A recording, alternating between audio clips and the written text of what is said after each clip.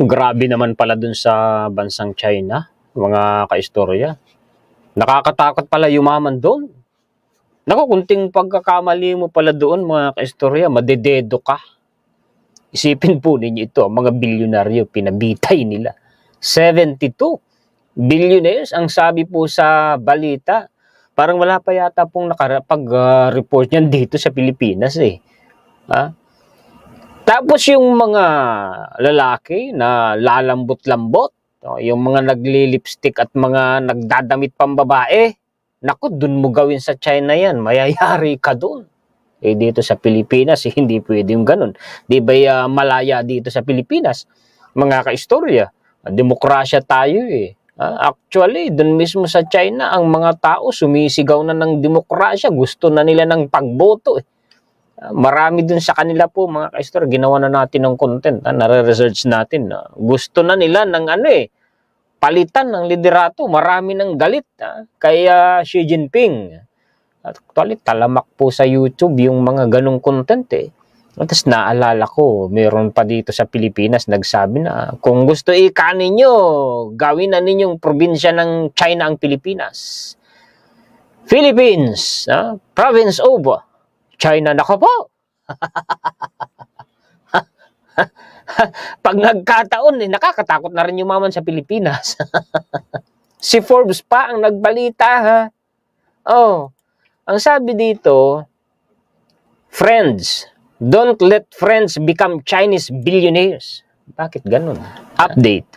Chinese nationals aren't the only ones getting in the China action, writes a Business Insider.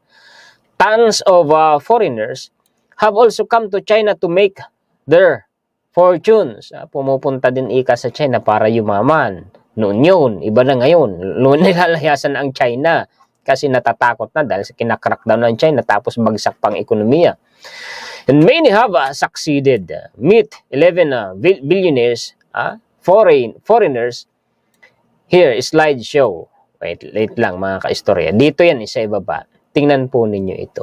China Daily reported Friday that unnatural deaths have taken the lives of 72 mainland billionaires over the past 8 years. Kasi ang issue dito, corruption eh.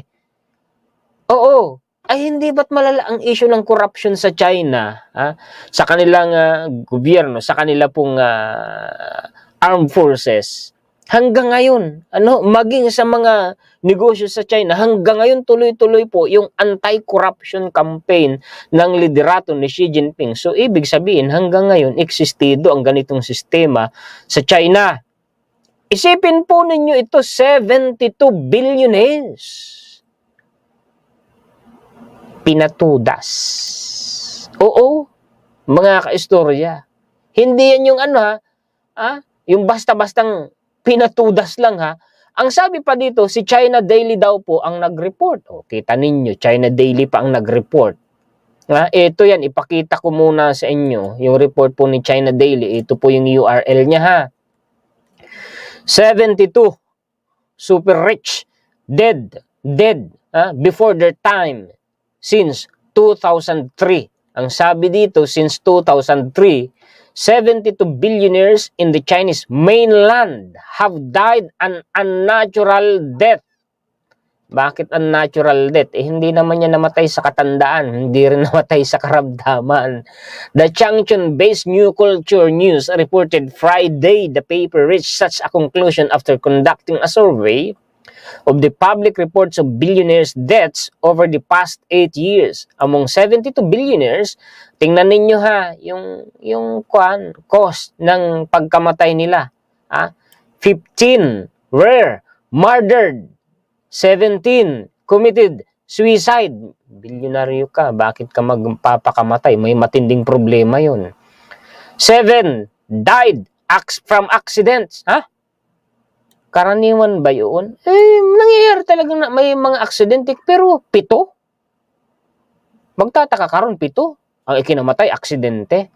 14 were executed according to the law and 19 died from diseases. Ayon, may namatay naman sa karamdaman. Pero ito ang nakakatawag dito. 14 binitay, mga kaistorya. Di ba? Di ba? Kaya nga sabi ko, nakakatakot yumaman sa China. Balik tayo dito kay Forbes, which means that if you're one of China's 115 current billionaires, as listed on the 2011 Forbes billionaires list, you should be more than little nervous. Kabahan ka na, Ika, kung kabilang ka dun sa mga mayayaman na yun sa China. Delikado pala yumaman sa China. Sabi naman ni Bloomberg, mga kaistorya, ito yan, totoo pala yung yung binitay na 14. Si Bloomberg, China executes 14 billionaires in 8 years. Pinabitay po ng China. This article is for subscribers only. Pinagsusubscribe ako, kaya ganito ko lang. Hindi ko na ibubuksan kasi makikita dun, subscribe. Not worth it. China executed 14 people with assets of at least 1 billion yuan or $155 million during the past 8 years as the government expanded its fight against corruption. Magtataka kayo dito, ha? Sige, banggitin ko na. May anti-corruption si Xi Jinping. Campaign, Ang ironic po dito, mga kaistorya, mismong si Xi Jinping involved sa usapin ng corruption. Sabi sa balita, mamaya ipapakita ko sa inyo. Galit ka sa kurakot, tapos ikaw pala involved sa corruption. Well, hindi naman kasi balita pa lang, mga kaistorya. Sinabi ko lang sa inyo, mamaya, nandyan sa sa last part ng akin pong mga referensya. Di ba? Parang may kilala akong ganyan dito sa Pilipinas. May pinatatamaan ka ba? Wala naman. Opinion nga lang. Di ba? Mga kaistorya, pakishare naman po at pakilike. Shout out tayo mamaya pagkatapos po ng discussion ko po. Mga kaistorya, sisimplihan ko lang to kasi medyo sana hindi ito magkaroon ng violation sa monetization po ni YouTube. Ito pa, China executed 14 billionaires for corruption. So, totoo nga. Ilan ang referensya China executed 14 people with assets of at least 1 billion yuan or $155 million during the past 8 years in its aggressive campaign to root out corruption according to Changchun-based New Culture News. May mga dyan Binanggit pa nga yung mga binita Zhang Chunjiang, former Vice President of China Mobile, the world's largest mobile phone operator by subscribers actually. Yung dating pinakamayaman sa China, pinakulong din po nila. Nandito rin po ang referensya.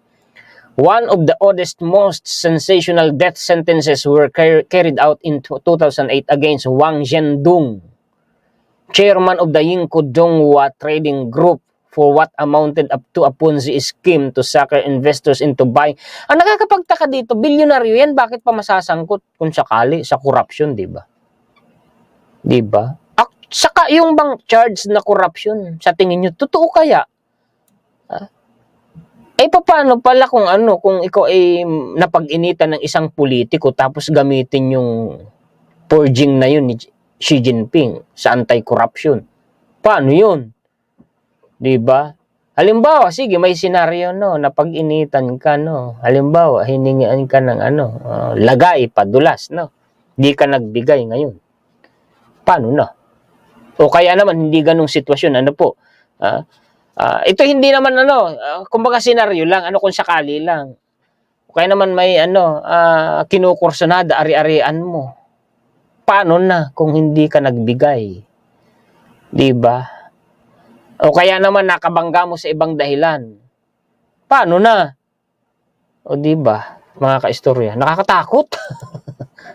Kaya pala itong mga Chinese pumupunta dito sa Pilipinas, dito po nagninegosyo. Dito nagpapayaman. Isa pa umanong sensational case ay nakinasangkutan ni Yuan Baojing, a former stockbroker who was executed by lethal injection in 2006 for a murder of a policeman who had tried to blackmail him. Yun na nga, blinakmail siya nung pulis. Sinubukan siyang i-blackmail. Tinudas naman ni Yuan Baojing. Ayun, niyari naman siya. Nalethal po siya injection. Nabitay po siya. Yun nga lang Di ba kung tutuusin dun dito sa Philippines, palagay ko hindi magiging ganun ang hatol. Kasi kumbaga, di ba? May kasalanan din naman yung pulis. Di ba mga kaistorya? Mayroon pang binabanggit na Yuan won a state execution, to so on and so forth. Zhu Ma, a famous Tibetan dancer and professor at Beijing Central University for Nationalities, transferred ownership of shares in an Indonesian oil field worth about $5 billion to the government the day before the scheduled execution. Ganun. Kakatakot do. Ang nangyayari sa China. Ito pa, pati banker kamo. Pati banker. Diba? Sabi, China sentences top banker to death for corruption and bigamy. Top banker, corruption ang kinain. Mayaman, yun ang nga nakakapagtaka eh. Mangungurakot ka pa ba kung sa negosyo mo, sa hanap buhay mo? Bilyon-bilyon na kinikita mo. Yun ang yun ang tanong sa isip ko mga kaistorya eh. Diba? A Chinese court has sentenced a former banker and party official to death. Party official daw po. So involved sa usaping politika in a high-profile bribery. Bribery, panunuhol, embezzlement and bigamy case that has shocked the country. Yan po yan si Lai Xiaomin. Ito si Ayan siya Si The Guardian po ito. Lai Xiaomin, previously chairman of one China's Big Four state-controlled asset management firms, China Warong Asset Management Corporation, had pleaded guilty to the dozen of charges. Nag-plead guilty din pala. Unsafe at the top, China's anti-graft drive targets billionaires and bankers. Unsafe. Di kaligtas, delikado ka sa China. Dahil dyan sa anti-graft drive na yan ni Xi Jinping. Ang target, mga bilyonaryo at mga bankers. Xi Jinping popular anti-corruption purge show trends to prosecute tigers over lower ranking flies. A moment of pity, so on and so forth. Sabi dito for the uber wealthy, according to the Hurun Global Rich list, China has more billionaires than any other country, but it is also the place in which the money, the must watch their back. Nasa China daw po ang pinakamaraming bilyonaryo sa alinmang bansa sa buong mundo. Pero ang China din daw po, mga kaistorya, ang lugar kung saan yung mga mayayaman na yun dapat mag-ingat. Yan ang sabi dyan. On Friday, Fu Xiaodong, a former senior official at China Development Bank, was sentenced to 10 years in prison for accepting 4.3 million yuan in bribes during his tenure between 2000. So ang usapin nga sa korupsyon, mga kaistorya. Tika lang, paano sa mga sa mga politiko, bakit mga mayayaman? Bakit mga negosyante? Kayo ba maniniwala na walang opisyal dyan, politiko dyan na hindi involved sa corruption? Maniniwala ba kayo dyan, mga kaistorya? Diba? Diba? China's former richest man jailed for 14 years. Yung binabanggit ko sa inyo kanina. Dating pinakamayaman sa China. Pinakulong nila 14 taon yung hatol.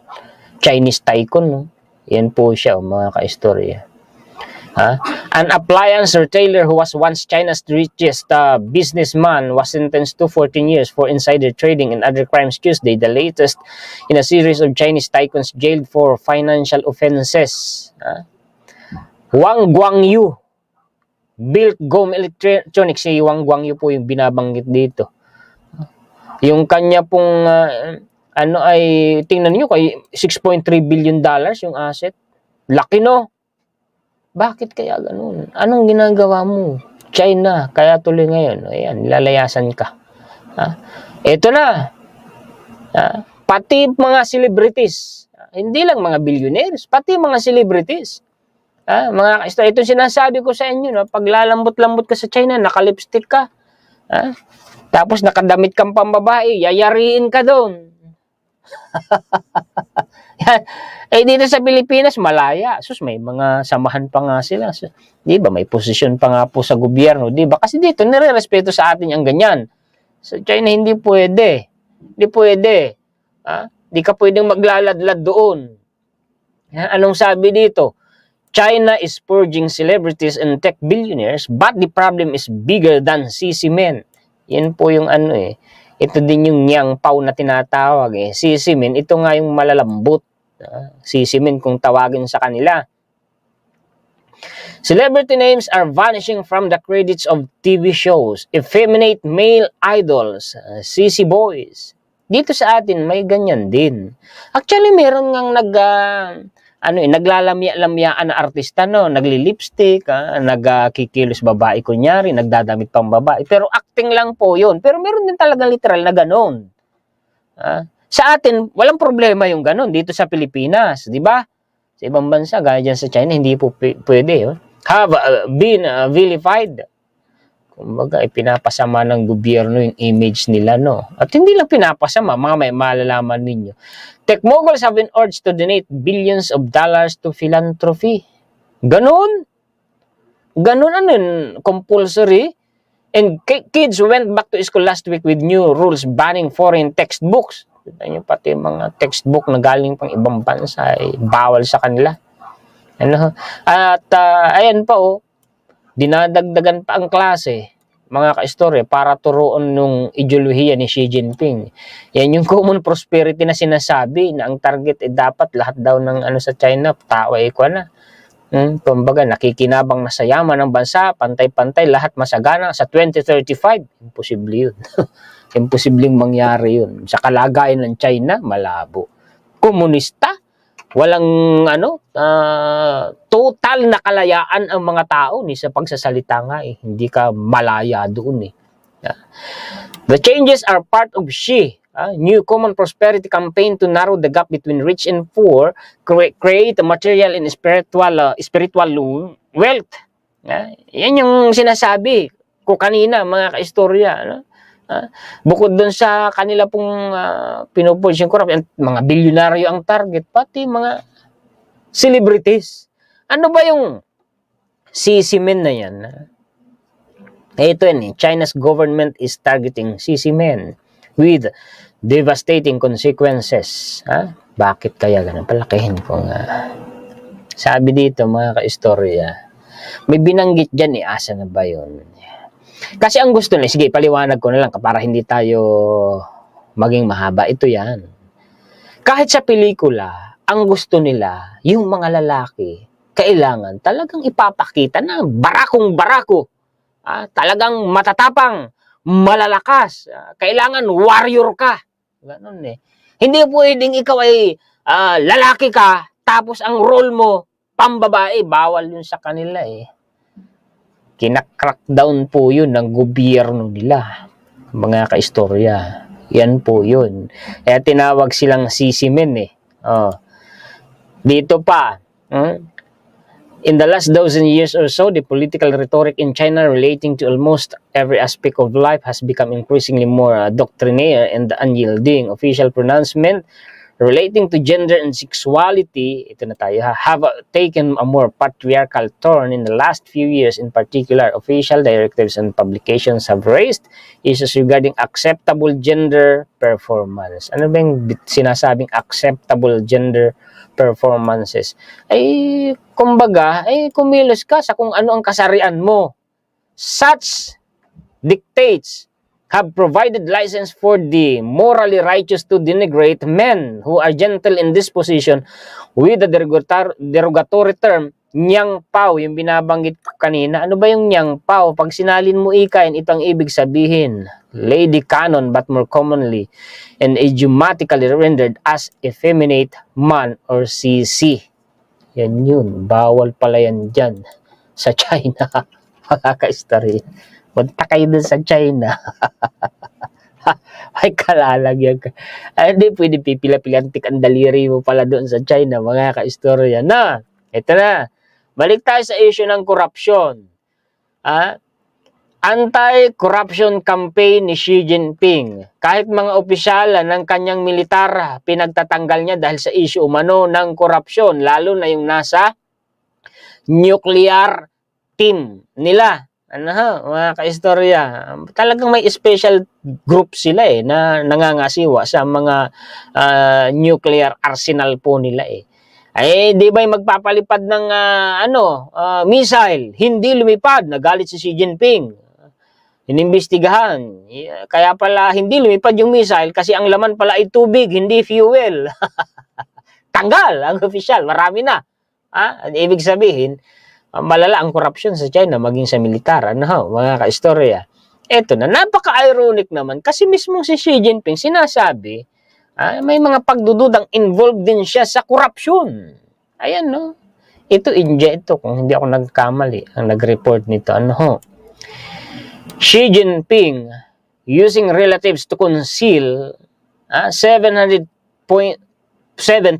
million wealth, says report. Gumagamit umano si Xi Jinping ng kanyang mga kamag-anak para itago yung kayamanan niya na nagkakahalaga ng $707.2 million.